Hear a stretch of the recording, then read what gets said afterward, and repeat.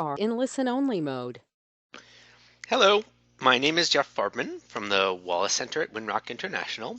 Welcome to this webinar, the third in a series of webinar trainings for farmer support organizations who work with small-scale farmers.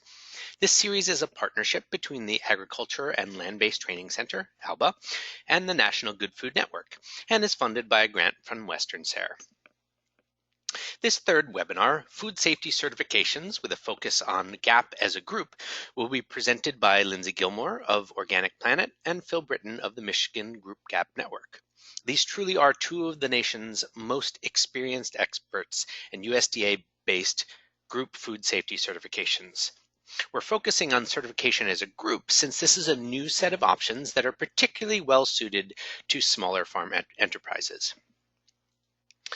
This webinar series was designed by the Agriculture and Land-Based Training Center, ALBA, based in Salinas, California, which is a wonderful organization centered on growing organic farmers. They were one of a small handful of innovators who led one of the very first Group GAP certified set of farmers. This webinar is funded, as I mentioned, by Western SARE, and is part of ALBA's project to bring the most current and usable food safety knowledge to supporters of small farmers. The Wallace Center, a co-host of this webinar, is a business unit of Winrock International. The Wallace Center has been a leading organization in the movement for a more sustainable and equitable food system for over 30 years. Today, the center supports entrepreneurs and communities as they build a new 21st century food system that is healthier for people, the environment, and the economy. The center serves the growing community of civic, business, and philanthropic organizations involved in building a new good food system in the United States. In particular, we're focused on advancing regional, collaborative efforts around the country to move good food, healthy, green, fair, affordable food beyond the direct marketing realm into larger scale wholesale channels. The National Good Food Network, or NGFN, is an initiative of the Wallace Center. It is structured as a network of networks, ensuring efficient flow of information and innovation from boots-on-the-ground projects to the national level and back down to the grassroots level across the nation. And the Wallace Center coordinates and supports the network. Our goals are to work with the growers to ensure that there's an abundant supply of good food to meet the high consumer demand for the product, to collect and disseminate the best models, stories, methods, and outcomes, and to ensure that policymakers are informed about the wonderful successes that our partners have had, so that we can continue to increase support for regional healthy food. You can learn more about the great work of the National Good Food Network on our site, ngfn.org.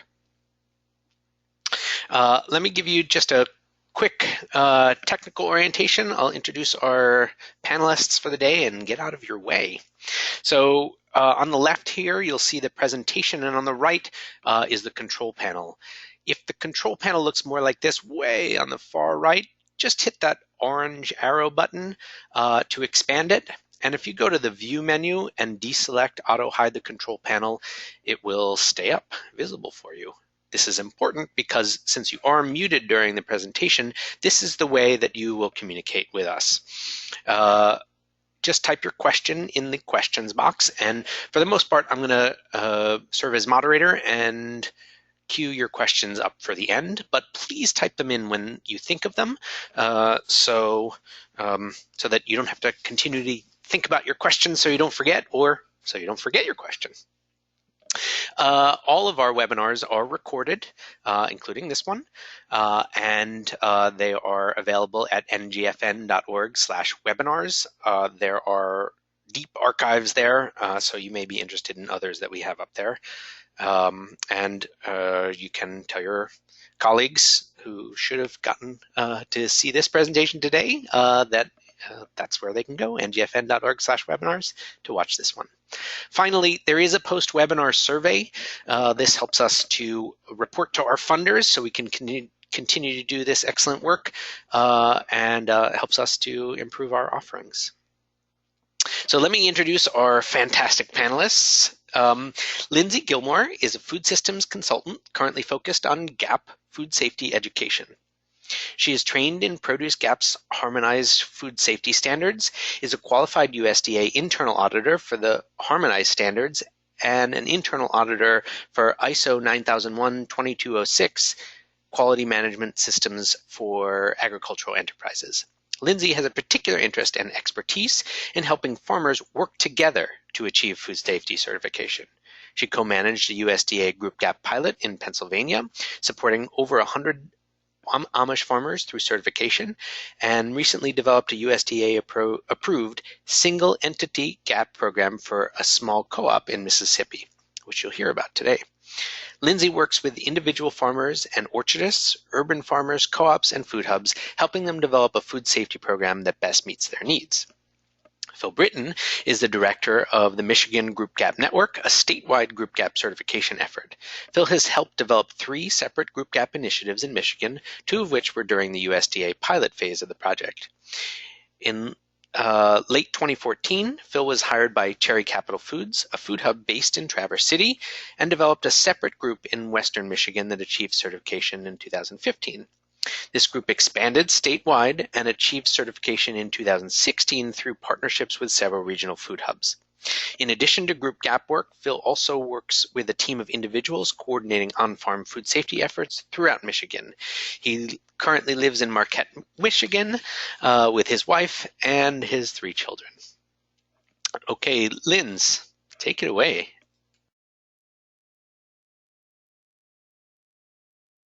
And don't forget to unmute. Yeah, okay, I've unmuted, sorry. Hi, Jeff. That was such a lovely introduction. Thank you. Hello, everybody. So we're going to talk about certifying as a group today primarily, but before we get into that, oh, hang on, I'm going to make sure I can move these slides. Here we go. I want to talk a little bit just about GAP certification in general and the various options that you have. For the group GAP and the single entity and clustering that we're going to talk about today, that is USDA certification that we're talking about, because that's what Phil and I have worked on. But there are other entities that and food safety standards and audit programs that you can use. So if your customer requires GAP certification, you need to ask some questions. You need to find out if there's a specific standard or audit program that they require. You want to find out if they have a preferred auditor or certification body. They're sometimes called CBs, third-party certification body. And you also want to find out if they require you to upload documentation to a supply chain management program. So for instance, Azul is a supply chain management program that is associated with and actually owns Primus GFS, which is a food safety standard and audit program. So there are some, you need to dig around a little bit with your customer and find out if they actually know what they want. And then you will be able to decide if you can comply with that or not, if whether or not there's a sufficient return on investment for you to do that. If your customer isn't specific, then you get to decide which standard or food safety audit program, and you can decide who you're going to pay to come on and audit your farm. So as I said, there are quite a few standards and audit programs that are out there. These are just a handful. USDA actually owns an audit program called GAP-GIP and has an audit program based on the harmonized GAP standard, which is the standard that I use most of the time. And I don't know if I should say this, but I'm going to say it anyway. GAP-GIP is the simplest of the USDA standards. A lot of buyers, especially in the eastern region, are saying they want at least harmonized GAP standard. So that's something to think about. The Commonwealth Quality Program in Massachusetts is a statewide program, not a national program, and it is actually free. It's a really good program, actually. I won't go into detail about that. You can find out more about it online, but you have to make sure that if you're in Massachusetts, that your customers will accept that food safety standard, that quality standard. And then these others there's nonprofits and for-profits and all kinds of people that have come up with food safety standards, sets of requirements. So food safety standards, the set of requirements. And then they've based audit programs around those. Let's see.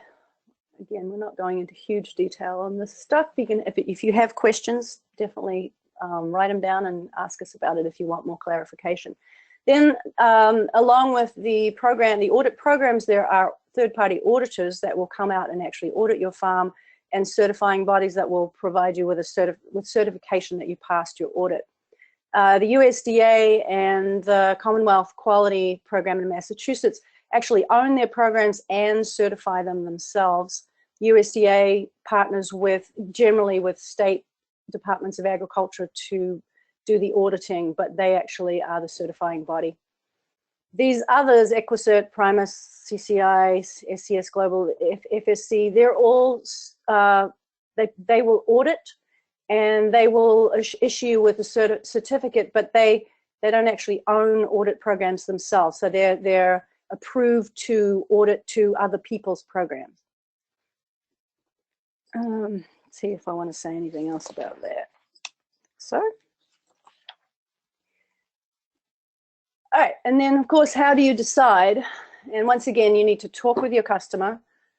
If you have people that you would like to sell to, you need to find out from them whether there are specific standards that they will accept. And if you want to go with USDA, GAP or Harmonized Standard or Equicert or any of these others, you need to ask them if they will accept those. Which is the same thing for Group GAP. You need to find out from your customer if they will accept Group GAP. And folks at the Wallace Center and the USDA will help you convince a buyer to accept Group GAP if you have any resistance, if they have any resistance. Just get more information if you have co-op extension agents that are food safety educators or experts. You want to talk to them about what they may have some idea of what customers in their region are accepting in the way of food safety certification.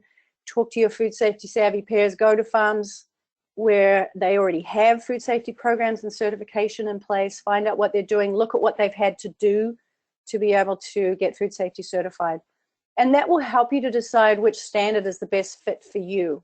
If you have a very, very small operation, it probably doesn't make sense to go with Primus GFS, which is a more complicated and not necessarily more rigorous, but definitely more demanding food safety audit program. You may be able to go with something simpler, but it really does depend on your customer. So just before we dive into certifying as a group, we haven't got anything in here today about FSMA and the produce safety rule.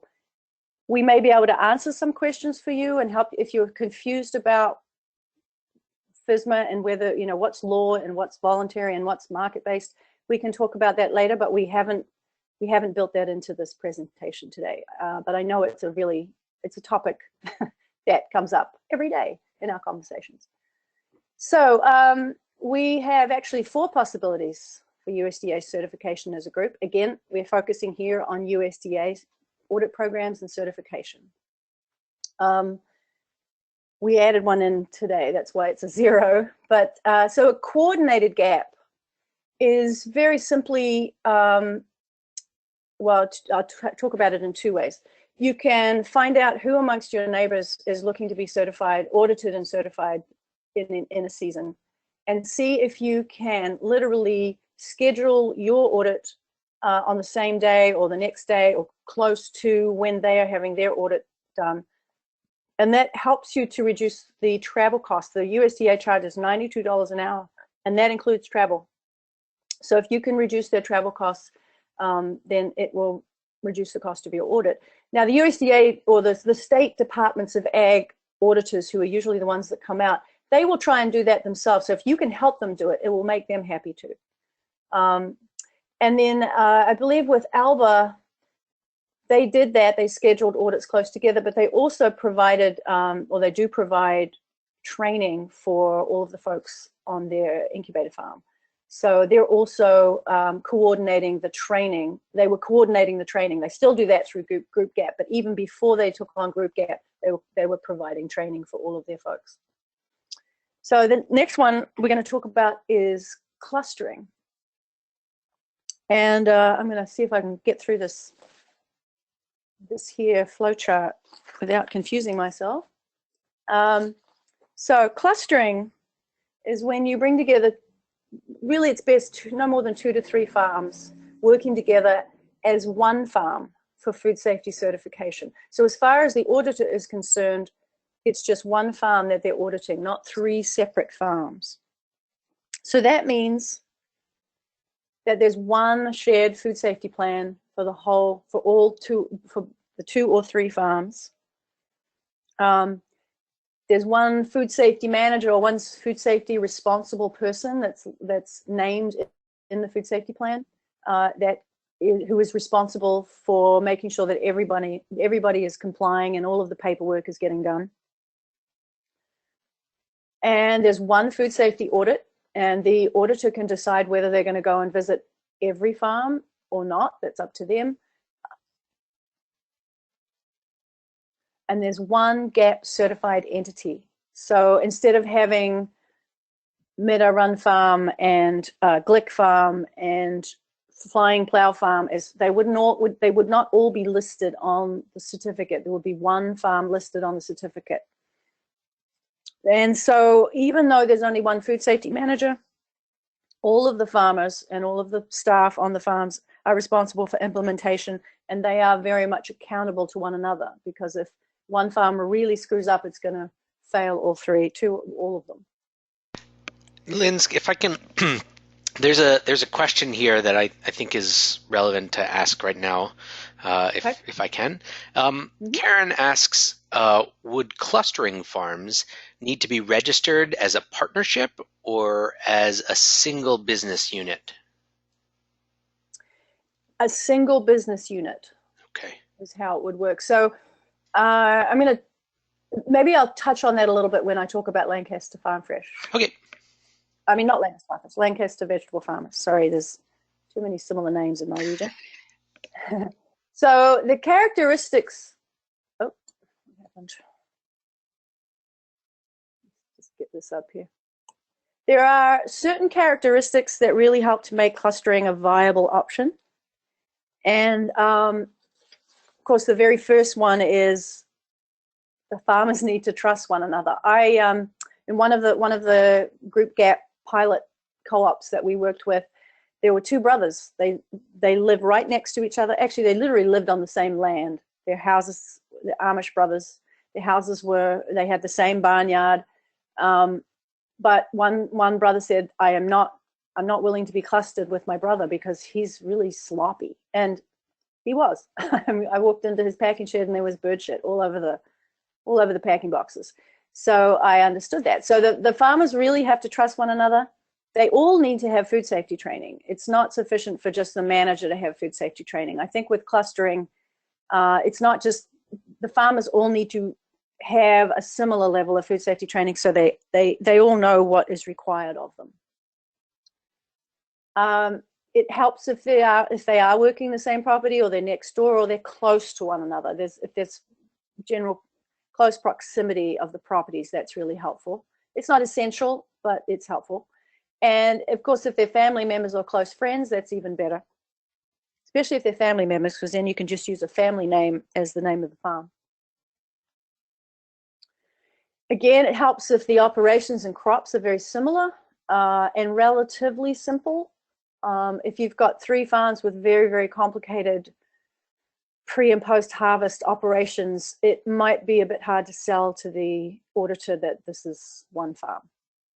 And if they're growing and packing crops for the same buyer, that helps because you probably have the same traceability program and so on, and the same list of buyer contacts and so on.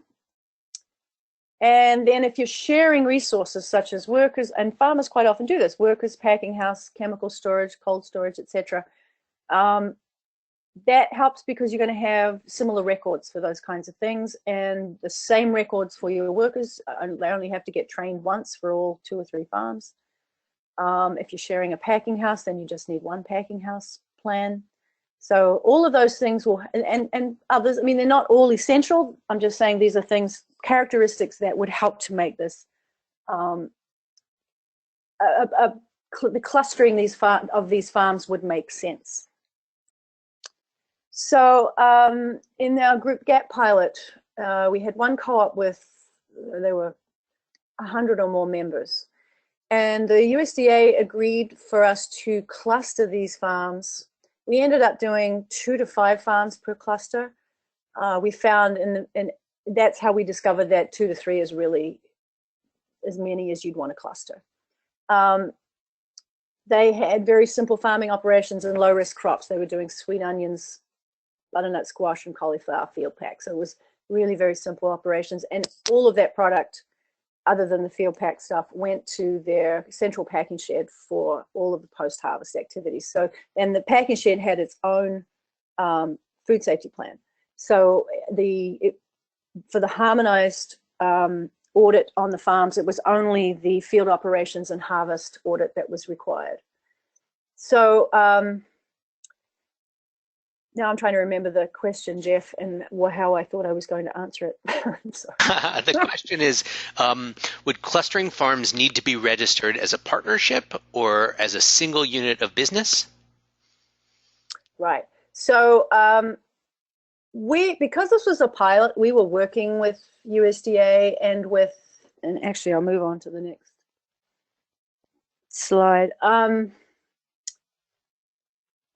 the USDA allowed it.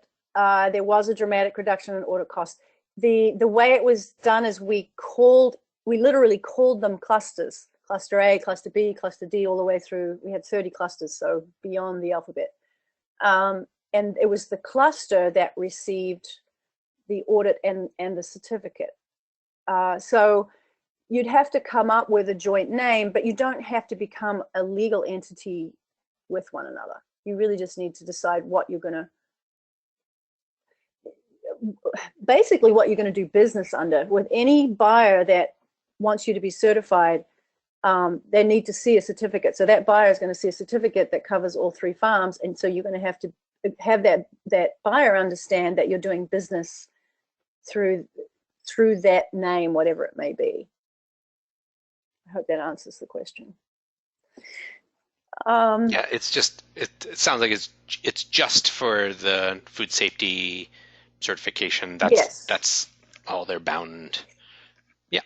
Well, and I mean, you can do it just for food safety. It could also lead to you doing business together in other ways. It's never a bad thing to aggregate all of your as many of your activities as you can to make things more economically viable. So it certainly works for people who are already doing that to add food safety to it, and it could go the other way as well. So the challenges, there were a few, but the main ones were we realized that 5 farms was too many, 2 to 3 was better. The farmers needed to work on the collaboration. They weren't necessarily an obvious fit. When you're working with 100+ farmers, you can't always get everybody that likes one another to work together.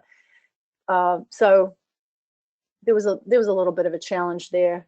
And they needed to have more time. We didn't give them enough time, or they didn't give us enough time because they didn't agree to it until it was I think it was April by the time they said yes. So we kind of scrambled around to pull together these clusters. It would have been better if in their winter meetings, they'd been able to decide who wanted to cluster and who wanted to work with whom. But it certainly, and that was done within the group gap program. So instead of having 100 farms with food safety plans, 100 internal audits, and then 10 external audits, we had 30 internal audits and 6 external audits. So you can see how it would reduce cost and also reduce some of the fatigue for the farmers of auditing.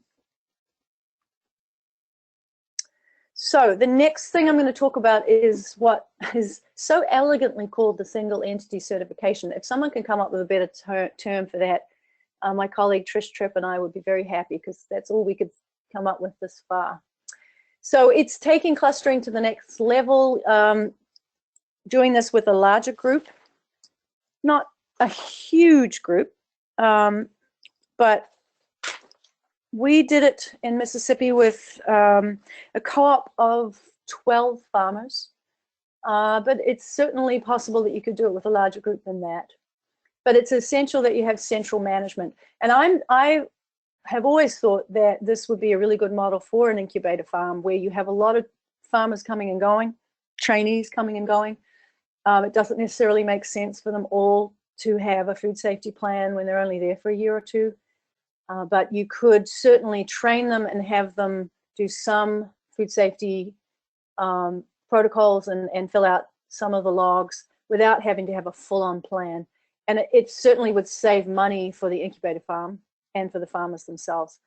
And as I said, a cooperative of very small farms that worked with real well. So this is the co-op that we work with. I'm actually flying down there tonight to see those guys and help them get through another audit this year, and also help them kind of tighten up their food safety program. We got them from 0 to audited and certified in 5 months, which is what they needed, but isn't necessarily the best thing to do for people.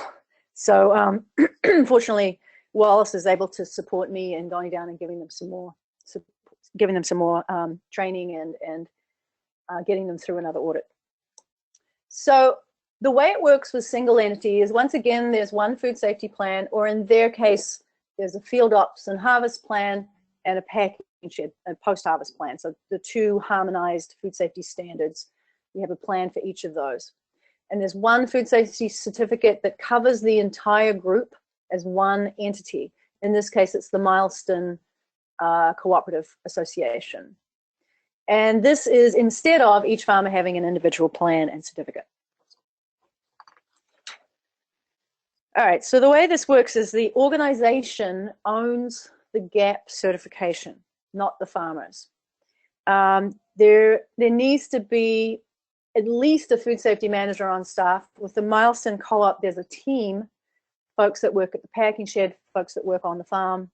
It helps to have multiple levels of verification or oversight of people, so that you don't just have one person saying, yes, everything is correct, without someone else signing off on it. And then each farmer, instead of being called a farmer, is called a field manager, and their farms are called fields or locations. So in the case of Milestone, we had 12 different locations and 12 different field managers. The co-op provides food safety training for all of the farmers, and also they have a crew of workers that works on every farm. So they actually have a youth training program where they have revolving group of youth each year that comes in and learns how to work on farms and work in a packing shed. And those folks are all given food safety training. And the nice thing about that is it feels more like a single entity when you have the same crew going to every farm. They share the packing facilities. The co-op does bulk purchasing and also bulk purchasing of seed and chemicals and other kinds of inputs and equipment. The co-op board decides, and with their customers, what varieties of crops they're going to use, and again, what the chemical inputs will be. So it's not necessarily up to each farmer what they use. They actually decide that as a group. And then the co-op itself is doing the marketing and sales and transportation and runs the packing shed. So the organization is providing really comprehensive services to this group of farms, as tends to happen on an incubator farm also. So there is what we like to call in the quality management world internal verification. More than just, so if you're an individual farmer and you're putting together your food safety plan, you have to do a self-audit each year. So in the place of each farmer doing a self-audit, there's actually a field inspector employed in this case, who goes out and does verification on each farm and in the packing shed to make sure, so that using the same kind of self-audit material, but doing it for each of the farmers, or with each of the farmers, I should say, and doing it with the staff at the packing shed. And we advised, or we recommended that they also do some unannounced internal verification. So it's kind of like an internal audit that is part of, we're going to talk about that in the group GAP program. It's a type of internal audit, except it's not quite as formal, because the field inspector is actually assisting the farmers, coaching the farmers, training the workers, as well as doing this internal verification. And then again, there's one food safety plan that covers all of the whatever commodities they want to have certified from all of the farms. There's one audit for the entire entity, and there's one food safety certificate for the entire entity, or in this case, two, because there's one for post-harvest and one for field ops and harvesting. I think that's all that I have to say. Yeah. I'm going to, unless you want to take some questions now, I'm going to turn it over to Phil to talk about Group Gap.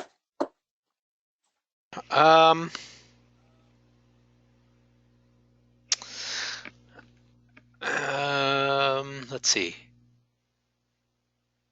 Let's dig into Group Gap, because some of the questions are sort of this in contrast to Group Gap. Although, just one clarification, in Milestone, is the auditor hired? Oh, it's USDA. Okay, okay, and the internal verification. That's a staff person. He's one of the food safety team members that works at the co-op. Okay. And actually, the nice thing about this is this is a young guy who's getting trained to be a food safety educator. Oh, nice. So it's a great opportunity for him. Yeah, that's how I'm going to be spending 3 days with this week and getting him better trained. Good. All right. So why don't we have Phil dig into Group Gap, and then we'll address some of these other excellent questions at the end. I should mute myself. Yes. So thanks everyone for showing up and listening to us talk about various food safety certification options. So Group Gap is my jam. And to start off, I think one of the things I always try to say is that Group Gap in and of itself is not a separate certification. It's a different way to become certified. And I'll dig into that a little bit later with some diagrams and stuff. Group Gap is a USDA program. It was launched a little over a year ago after a successful 2-year pilot phase in various locations around the states. And it can be used by groups like cooperatives or food hubs, distributors, buyers is another one, marketing associations, or sky's the limit. It could be done in a state, or it could be done nationwide potentially. But the main piece of this, and again I'll get into it in a minute, but is that kind of organizing group or organizing entity that's kind of at the center of it. Earlier, Lindsay mentioned different food safety standards to be audited to or to become certified by, and the Group Gap specifically uses the USDA's Gap and GIP or the USDA harmonized standard.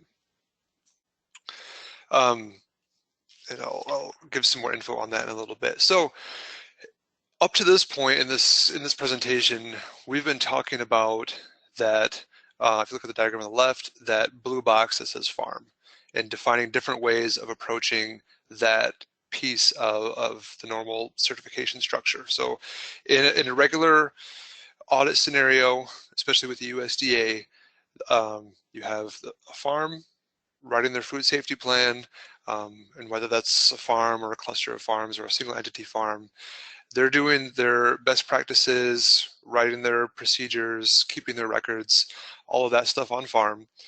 The USDA comes out and performs the audit, audits their farm to the food safety standard, either the Gap and GIP or the harmonized audit, and the USDA issues a certification.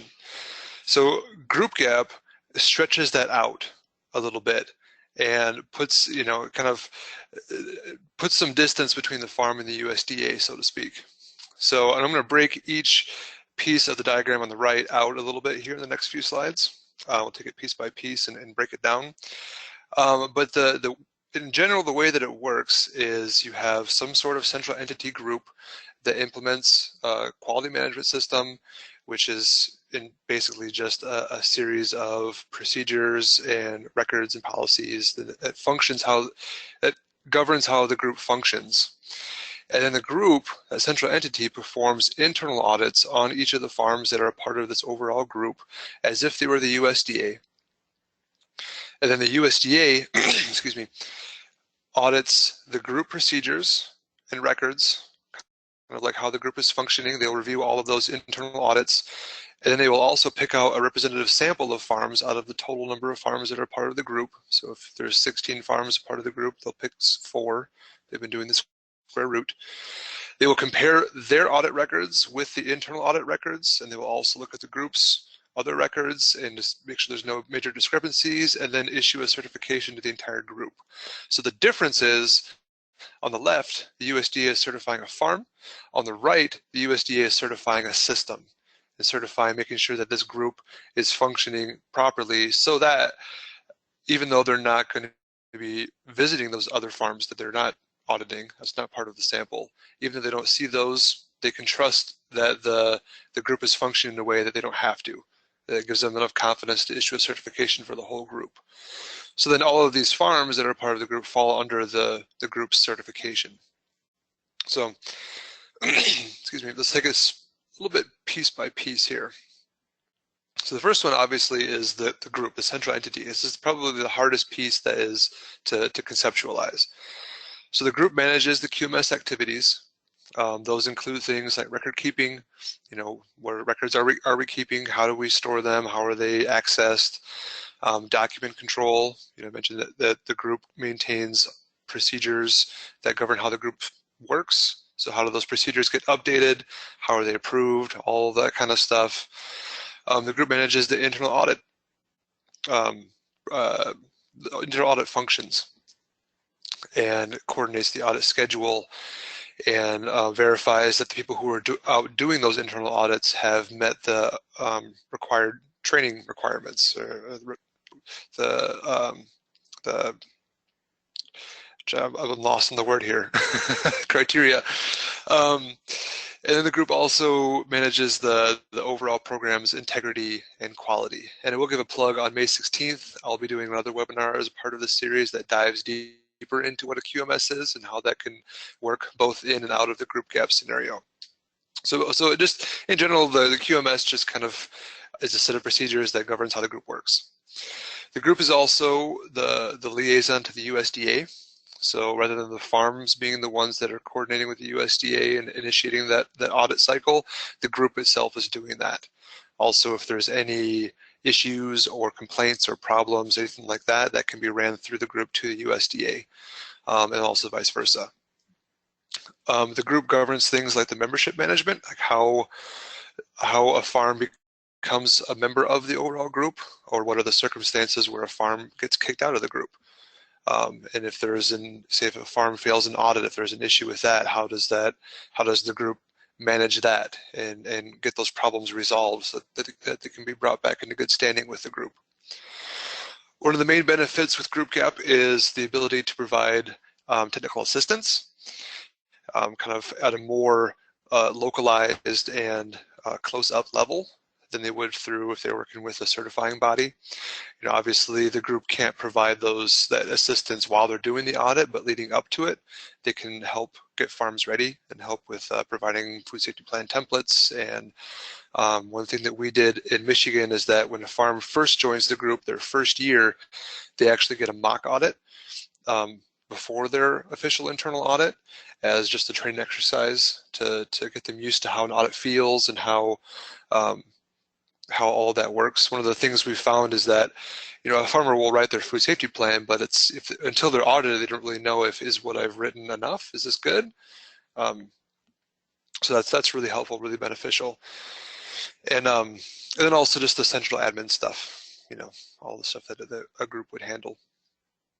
So again, it's the central group doesn't have to be a legal identity, doesn't have to have a legal identity. Doesn't have to be like a legal company or something like that, but it does have to have some kind of structure. The other thing I will mention too is that it's probably easier to think about what a group cannot be. So, because a group could really be anything, but a group cannot be the farmers themselves. That the farmers can't be performing internal audits on each other. There has to be a little bit of separation there from an oversight standpoint. So that's the group. Again, on the farm level, so at the farm level, not really much changes between group gap and an individual gap or another type of model. They're still writing their food safety plan. They're still managing everything on their farm. The only thing that might be different would be if there's any group-specific practices that they have to abide by to be a part of the group. An example of this would be for our group in Michigan, we have a grower agreement that every farm has to sign, and that lays out just some different expectations as to what we're asking of them and what they can expect of us. And so that is separate from what the USDA is asking for. That's a specific group thing that we have. So that's what things look like on the farm. And then from the USDA standpoint, the USDA again audits procedures and records at the central group level. So they're looking at all of our QMS activities, all of those things. They'll look at those, the grower agreements. They will look at also auditor training records. They will review our internal audit reports and check those against the audits that they do and make sure there's no discrepancies there. And it also may include regional auditor interviews. We had our audit last fall. Our USDA auditor interviewed at least one, maybe two of our internal auditors to make sure that that they were operating under what our group procedures are. And then the representative sample of farms that they pick is randomly chosen from the entire group. So again, they choose the square root of the total number. So if you have 16 farms, they'll pick 4. If you have 17 farms, they'll pick 5 because they round up. That's how that's chosen. And that's kind of how they the two legs, I guess, of what they use to certify that the system is working properly. It's kind of like a micro accreditation in a way.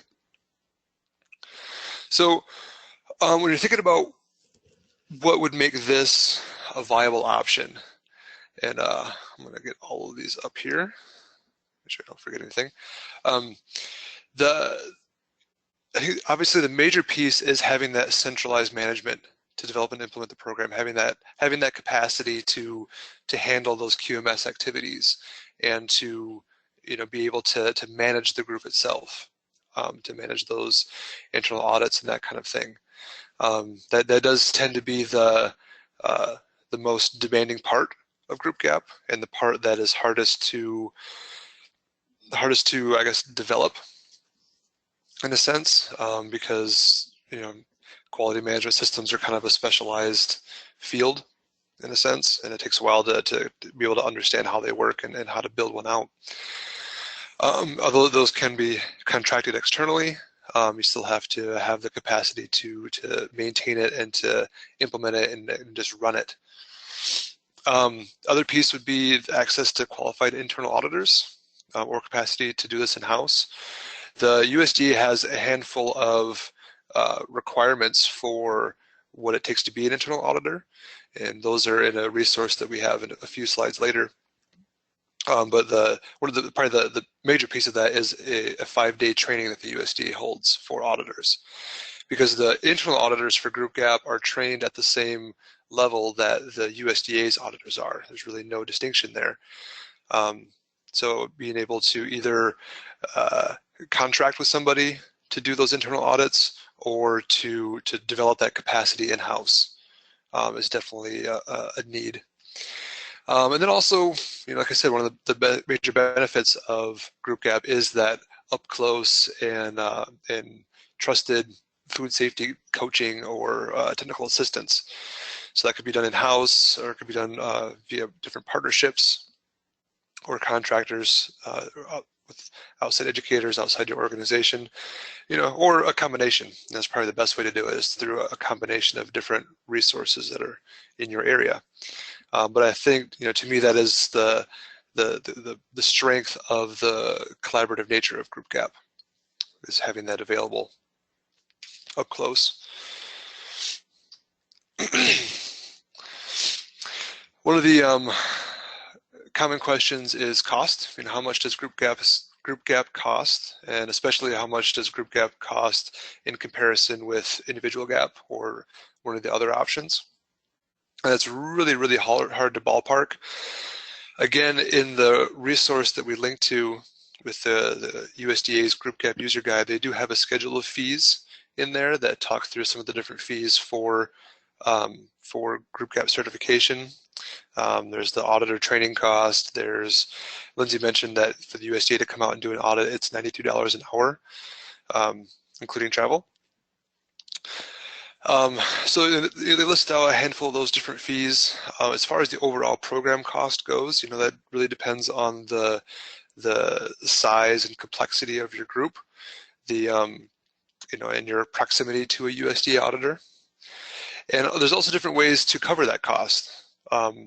In years past, what we've done is all of those USDA fees, we then turned around and spread out evenly between all the farms. And in some cases, that ended up for the farm being cheaper than what it would be if they did it on their own. And in some cases, it ended up being more. So it's really, really varies. One thing we started doing in Michigan this last year is we just started charging a flat fee per farm, because what we found was that with spreading that cost out, that could, as your group grows, that cost goes down and it becomes more beneficial to the farm, but it doesn't cover any of the admin costs of running that central group and running that QMS. So what we started doing is charging a flat fee per farm, which is about roughly on par with what it would be if they certified on their own, especially in subsequent years. But then as the group grows, those fees start to pay for some of that central group admin cost, and start to cover some of that, as personnel and technology, all that kind of stuff. So there's a lot of different approaches there, and it's pretty wide open. And the last thing I want to mention is kind of how the Michigan Group Gap network works. So we took Group Gap and we decided, well, why not make a complicated subject even more complicated? And because what we found was that in Michigan, we had a pretty large geographic area with lots of interest in Group Gap, but no large groups. And we also found that we were traveling a lot because Michigan's a pretty big state and we have lots of large bodies of water that we have to drive around to get anywhere. So what we decided to do is, rather than try to develop a lot of different individual groups around the state, we decided to treat these different groups as regions, necessarily, basically from an organizational standpoint. And we would provide the overall QMS admin side of things, because we also found these regional groups didn't really have that capacity in-house. So we had that capacity, we would provide that capacity, and then these regional groups would provide the internal auditor capacity in their areas, because we had QMS experience, they had people in physical locations at places we wanted to help out. So this is kind of the diagram of the regional partner model that we developed this last year, and it's been working really well. So we work with 5 different groups around the state based in up here in Marquette, Traverse City, Kalamazoo, Lansing, and Detroit. And these groups provide that internal auditor capacity in their locations, and more in-person, on-the-ground interfacing with the farmers in their regions. And then we kind of coordinate everything statewide, and the USDA sees us as one statewide group. So it's more of just like an organizational thing. I said this before, I'll mention it again. The other 2 things that we had mentioned, with the clustering and the single entity approaches, are all about defining what that blue box farm looks like. So any of those other options can actually fit in with a Group Gap model as well. So one of these farms that I have listed in the diagram could actually be a cluster, or it could be a single entity, but of several different farms working together. So these can kind of be mixed and matched and in a lot of different interesting combinations. So Lindsay put together a big comparison chart, and Lindsay, you can hop in here too at any time if you want. I'm not going to read through all of these, but this basically just breaks down some different points of interest, different considerations, and how they play out in each of the different options. A couple of things I would point out would be that on the food safety plan line, that under individual and coordinated, and also under group gap, each of the farm is required to have their own food safety plan. But under clustering and under a single entity, the food safety plan is shared because they're being basically treated as like one entity. And the same goes for the certification line at the bottom. Under individual and coordinated, each farm gets their own certification, but under clustering and single entity, that certification is shared. And under group gap, each farm gets their own certification, but there's another line on it that says that they're a part of the shared group certification. Lindsay, did you have anything else to add on this slide? I don't think so. I think it's fairly self-explanatory. I did mention, so the internal audits are a requirement under group gap and not required for any of the others, but we definitely recommend some kind of less formal version for the single entity certification. As much for the organization's own peace of mind and best practice as for anything else. But I think it's also something that if you have a buyer that's a little bit nervous about it, you can show them that you have an internal verification process or internal audit process, and it may just help them to accept the model a little more easily. Mm-hmm. And then from the liability and accountability side of things, one thing that we talked about before this was that under clustering and under a single entity, because it's viewed as one farm, one entity, if a part of that fails, it could put the whole thing in jeopardy. Lindsay can go into more detail on that. But under group gap, part of having that quality management system, it includes that like a non-conformance procedure. And so what happens if a farm fails? How do you, in a sense, isolate that farm, fix the problem, help them work through their corrective actions, and then bring them back into the overall membership. You're managing your membership on your own in that way. We actually had a farm fail a USDA audit our very first year, and it didn't bring the whole program down because we had our non-conformance procedure that we followed, and we resolved the problem, submitted our corrective actions to the USDA, and they approved it, and then she was brought back into the full certification. So anything to add on this one, Lindsay? Yeah, so you could use a similar process in the single entity model where you have a procedure for excluding non-conforming product. And that's one of the reasons you want to have that internal auditing and unannounced visits, inspections of farms, so that you're able to catch problems before they reach the packing shed, if possible. With the clustering, it's pretty hard to have any kind of verification or checks and balances in place unless the farmers, that's why the farmers really need to know each other well and work closely together. But I think there's more risk with the single entity, but it is possible to put procedures in place similar to group gap. Mm-hmm.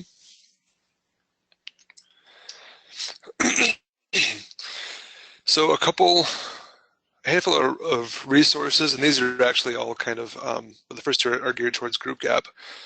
The first is, I mentioned this before, but the USDA's Group Gap Users Guide. And this is basically like the standard for the whole Group Gap program. So all the details for the program are listed out here. And then also the USDA AMS has a lot of other resources, like a frequently asked questions sheet and everything like that on their website. And then also the National Good Food Network also has a bunch of good food safety resources, including some resources on Group Gap, but also other ones at ngfn.org/food safety.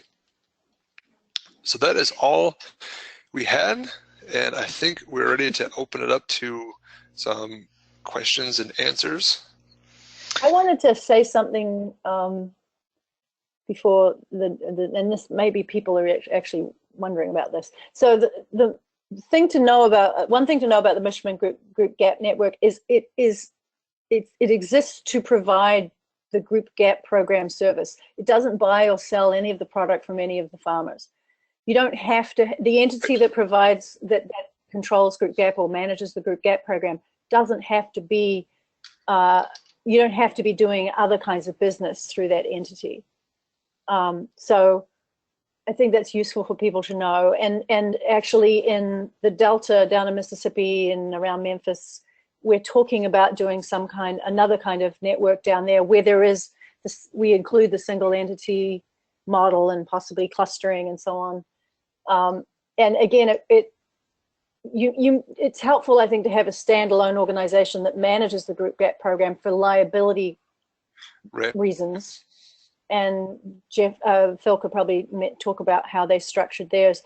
And I'm working with folks down in the Chesapeake Bay area and talking about doing some kind of region-wide Group Gap program there. Similar kind of thing where there is an entity that is separate. They're trying to do, they're acting as a food hub, but they may want to, have like a separate, I don't know, wholly owned something or other that manages the Group Gap program because it wouldn't be just their farmers, it would be farmers in different parts of the region, not just the state.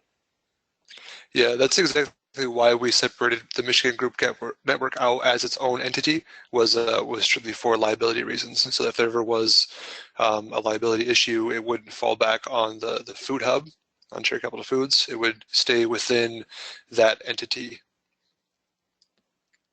Mm-hmm. And Lindsay, do you have any insight into the liability perspective about clustering farms? Well, the farmers are all accountable to one another, so the liability would, that's a good question. They would have to decide if they needed some kind of legal entity that they all belong to that could be outside of their individual farming operations, which actually wouldn't be a bad idea. And it's a way, again, of aggregating the costs and benefits of that by creating a separate entity that that can have liability insurance. Mm-hmm. But no one's done that yet. No one has done that yet because the clustering that we did was within the Lancaster Vegetable Farmers Co-op. So the co-op, and it was also Amish farmers who don't typically have liability insurance, but the co-op does have liability insurance. Mm-hmm. Mm-hmm. Okay. And are buyers accepting this cluster audit model, even though individual farms that they're buying from are not actually on the audit certificate? So far. Some buyers just want to see a certificate. Mm-hmm. And I honestly haven't done it with anyone independent of a Group Gap program yet. I'm always telling people they should do it, but I haven't yet come across someone who has done it. But we did it with both of the co-ops that we work with in Pennsylvania. And it didn't really come up as an issue because the certificate was for the entire co-op. Mm-hmm. And now the buyers for Lancaster Vegetable Farmers they still want to continue with they're okay with Group Gap, but now they want Canada Gap instead of USDA Group Gap. So, that can happen, but clustering hasn't come up as an issue. Okay. And with the the single entity certification, like you did with the Milestone Co-op, Mm-hmm. was that pre-sanctioned by USDA? Yes, we were talking to the USDA. So Trish Tripp and I went down there to do a needs assessment and realized they just simply didn't have the capacity to do group gap, for one thing. They just couldn't have managed that, and that many of the individual farmers didn't have the capacity to have their own food safety plan. And honestly, a lot of the farms are tiny. Sometimes it's just the front yard. So it just didn't make sense to impose food safety plans on 12 different farmers. Also, they had a time constraint where they needed to be audited or certified by a certain time to sell to, I think it was Walmart. So I think you guys probably remember Jeff Stoltzfus from PA saying, he's always been saying that he wished Lancaster vegetable farmers could do it as a single entity. So partly in honor of Phil, I suggested we try it with these guys. And when I spoke to Jen Doherty at the USDA, she said, yeah, well, we've done this for orchard co-ops. They've done it before. They hadn't done it for such a small group. They've done it for larger groups. Good. Okay. There was a request for us to send out that big chart so people could study it. I will post a PDF copy of the slides alongside the recording of the webinar, and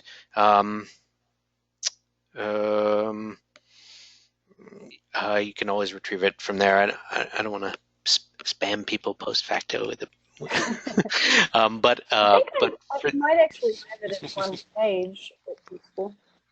Yeah, all right. But for the person who asked, I can sure send it to you. Yeah. Have you had any substantive discussions with Canada Gap as in terms of some sort of parity or reciprocity between Canada Gap and Group Gap? I have not. I haven't been involved in those conversations. It's actually being done through, with Equicert as the internal auditor for the Canada Gap Group Gap program. So I'm not as familiar with that. Jeff Stoltzfus is the one who's dealing with all of that. I have not had any either. Okay. I mean, USDA has definitely looked pretty closely at the Canada Gap model. So there's I like their standard. Yeah. Yeah. There is some discussion. I don't know how deep it's gone. Anyway, and Global Gap has a Group Gap program too. So I don't know whether. I imagine the USDA looked at that one too. Similar to that, the chart with the different forms of grouping and their requirements, do you know of any chart that lays out the different third-party audit types, the different standards, and just some sort of comparison, even if it's just on a rough. Like this one seems to be simpler and has fewer requirements, whereas this one is sort of the gold standard of many requirements. No, but it would be a really good thing to have. It would be something good to develop. I think part of that is, I don't know if you could have like a gold standard. So it's too subjective for that, but but yeah, there's certainly some kind of comparison chart would be a really useful thing for us all to have. Who's going to do that? Trish Tripp could probably do it tomorrow if she had any time, because she already knows all these. She's familiar with a lot of them. There's a good clarification question, I think, here. Lindsay, you mentioned that you haven't done the clustering model outside of Group Gap, but is it a viable alternative to do the clustering model outside of Group Gap? It depends entirely on the farmers involved. I think it is a viable model if farmers are willing to work together and if they're also willing and able to market their products as food safety certified under one farm name or one entity name. Mm-hmm. Mm-hmm. Yeah, and it may be that in that case, buyers would need to would be more interested in having that name be a familiar name, the name that's on the certificate, so that they'd have right. And it could be that one of the farms is more well known than the others, and it makes sense really for perhaps if farmers have mostly direct sales and they do a little bit of wholesaling, and they need to be GAP certified for that wholesaling, and they come together to do the wholesaling under that farm name or that business name. But they continue their direct sales under their own farm name. Mm-hmm. Mm-hmm. Yeah. Callie asks, for the Michigan Group Gap fee, what is that? What is the flat fee that you're charging the farmers? Charge $600 per farm. Okay. Okay. Which is certainly less than farmers would pay here for individual audits. Mm-hmm. It's about on par for what it is in Michigan. Some places, if you're near where the auditors are based, like near like the Lansing area, then it sometimes is even cheaper than that. But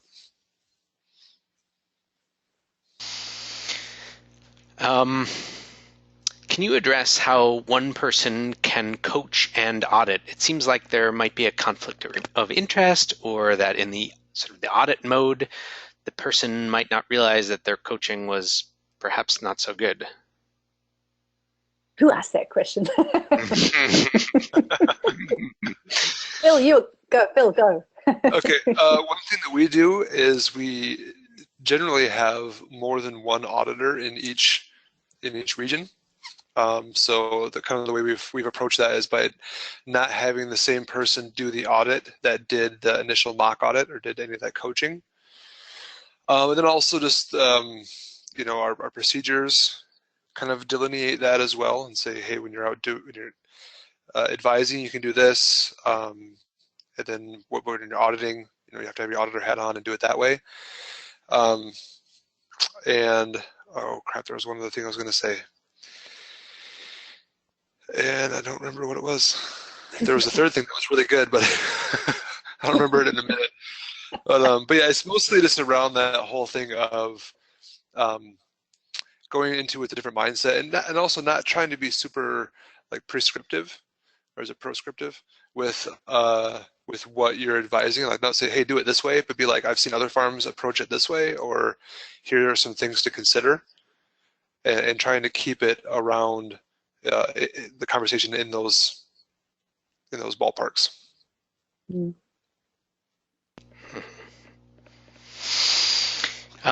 Laurie is confused. She says, is clustering approved by buyers as an audit system? And I'm supposing that USDA will do the audit, but will Primus approve of this as well? No, this is only something we've done with the USDA. So I have no idea if anyone else will approve it. Now the buyers, again, it depends on the buyer, and it depends on how much information they require from you. Oftentimes all they want to see is a certificate, and then they're satisfied. It's really the approval needs to come from the auditing body before you, it's a fuzzy area, I will say. So if your buyer is requiring you to get Primus GFS, it's highly unlikely they'll approve of clustering unless it really feels like the farms are working together as one. And there are situations where farmers really do share a lot of resources and staff and that kind of thing. So it varies. It depends, I guess. There's a lot of it depends in food safety. Mm-hmm. Mm-hmm. And part of that it depends is uh, resolved by talking to your buyer. Would you agree? Resolved by talking to your buyer and really just intensive conversation with the other farmer or farmers that you want to work with, and whether you feel like you can do this in a way that feels like it's one entity. So you can sort of give the appearance, not just the appearance, that you not just giving the appearance, but you actually are doing a lot of collaboration on your growing and marketing of products. Mm-hmm.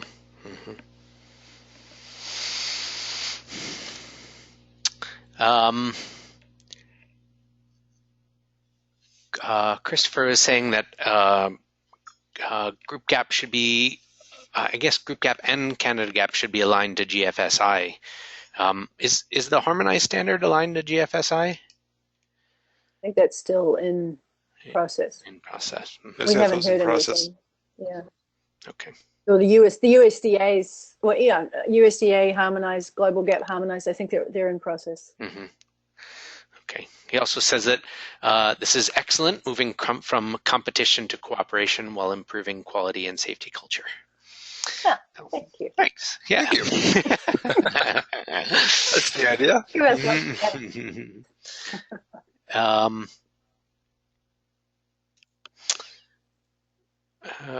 How did the in the single audit example, how did they become a unit? The Mississippi Cooperative is a cooperative, so they were already a unit. Yeah, and they're already, I mean, all of the product sales goes through the co-op. All of the wholesale product sales go through the co-op. So it was a relatively simple, or I shouldn't say simple, it was a relatively obvious kind of a model for them. Once the key was getting it approved, and we got it approved. So.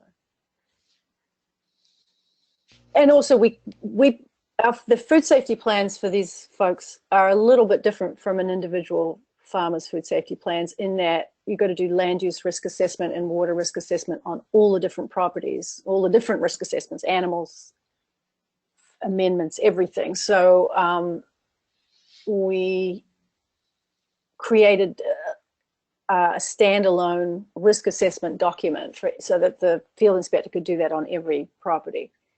But the packing shed food safety plan was relatively straightforward because they also use the same packing shed.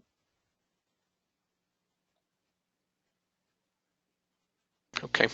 I want to, there's a question about quality management systems, and I wanted to echo what Phil said, that on the 16th, I think, of May, we will have a deep dive on quality management systems within the context of Group Gap, but even within the context of a single small farm, a quality management system can be a very powerful tool.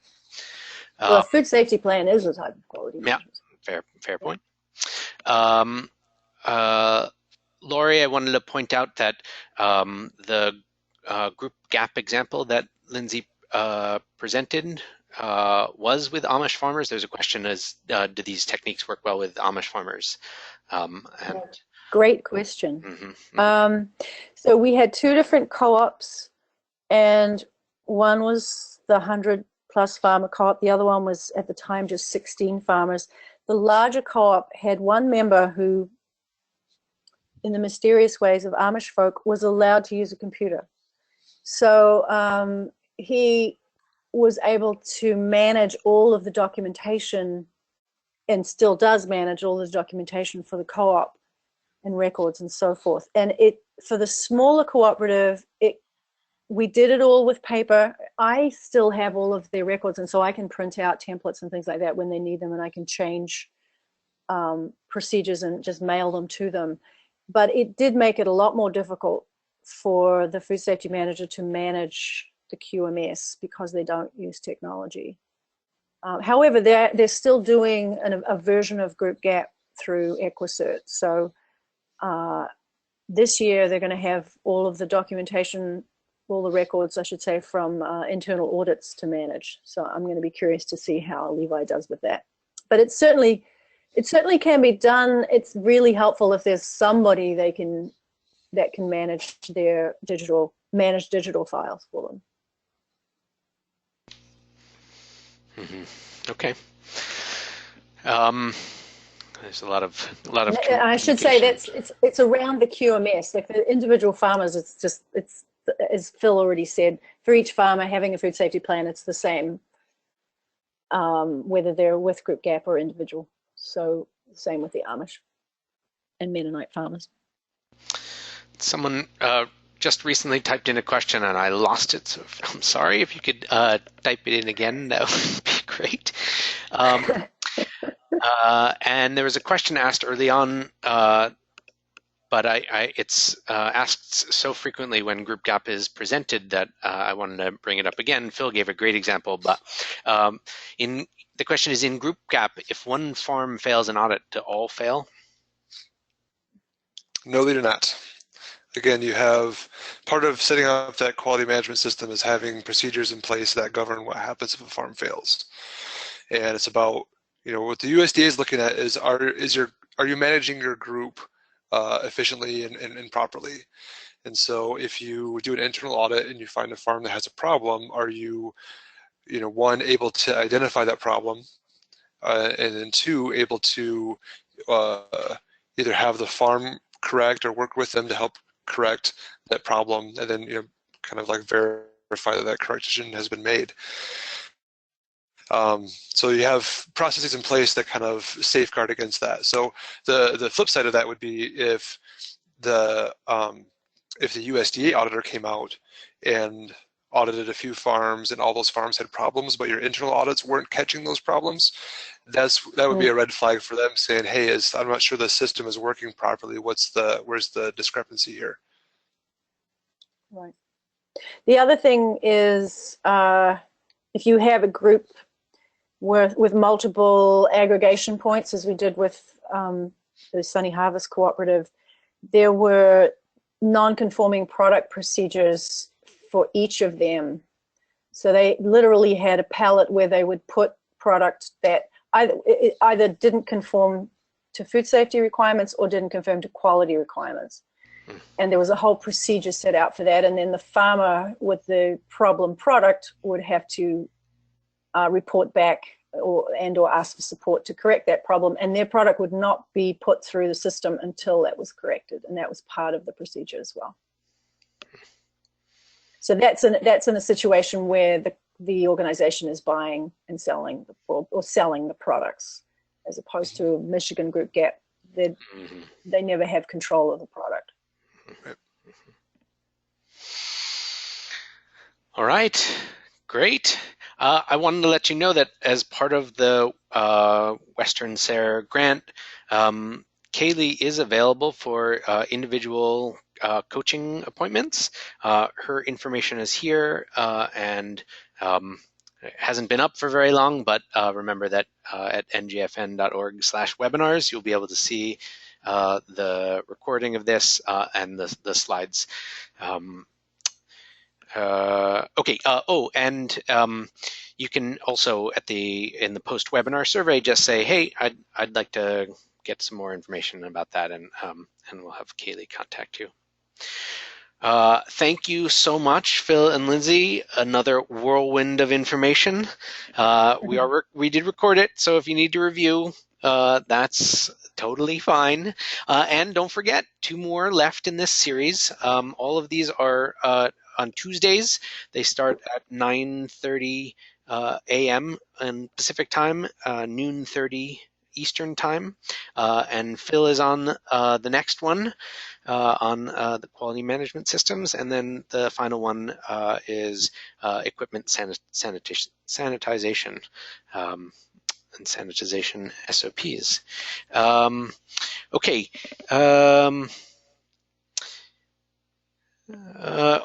You are already registered for, just another note, you are already registered for all of these sessions. Just come to the ones that are most relevant to you.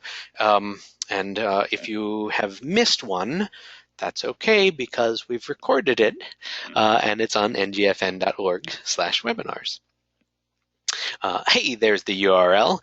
And as I mentioned at the top, there are over 60 webinars we've done over the years. So a lot of these topics are really evergreen. So dig in. They are categorized. The National Good Food Network has social media presence as well as our ngfn.org website. And you should always feel free to contact us. Contact us at contact@ngfn.org. And please remember, fill out your post-webinar survey. And thank you all for your attendance and attention today. Take care. Thank you.